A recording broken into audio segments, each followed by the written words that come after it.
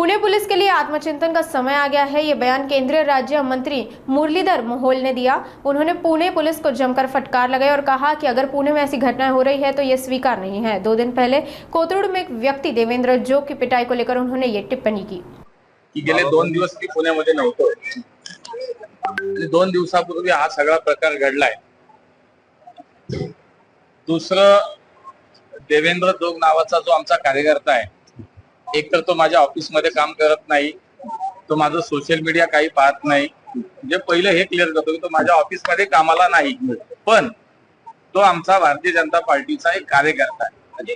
गेले अनेक वर्ष तो पार्टीत काम करतो। कोथरूड मध्ये कुठेतरी एका चौकात जायला जागा मिळाली नाही, गाड्या होत्या, ट्रॅफिक होतं, म्हणून त्यांनी विचारणा केली, म्हणून त्याला बेदम मारहाण झाली। जेव्हा मला हे समजलं, मी पोलिसांशी बोललोय। शेवटी देवेंद्र असो अथवा कुठलाही पुणेकर असो, माझ्या शहरात हे असं काही चालू की देणार नाही। कोणी असलं तरी जर चुकी झाली असेल तर पोलिसांना सांगितलंय, जे काय 4 लोक होते त्यांना पकडलं पाहिजे, त्यांच्यावर गुन्हे दाखल झाले पाहिजेत। मला वाटतं काही लोकांना पकडले, पण मी गुजरात आणि दिल्लीच्या दौऱ्यावरती होतो, त्यामुळे काही लोकांना पकडले, पण माझी हीच भावना आहे, अगदी सुशिक्षित मुलगा, IT इंजिनियर, आणि कुठेतरी फक्त ट्रॅफिक मध्ये जागा नाही जायला म्हणून विचारणा केली म्हणून मारहाण होती।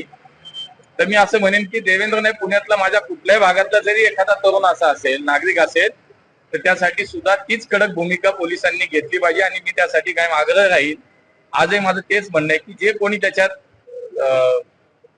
समावेश ज्यांचा आहे, जे सहभागी होते, ते सगळ्यांना पोलिसांनी कुणालाही सोडू नये आणि अशा लोकांसाठी वाचवायला जर कोणी येत असेल तर त्यांनाही पोलिसांनी सोडू नये।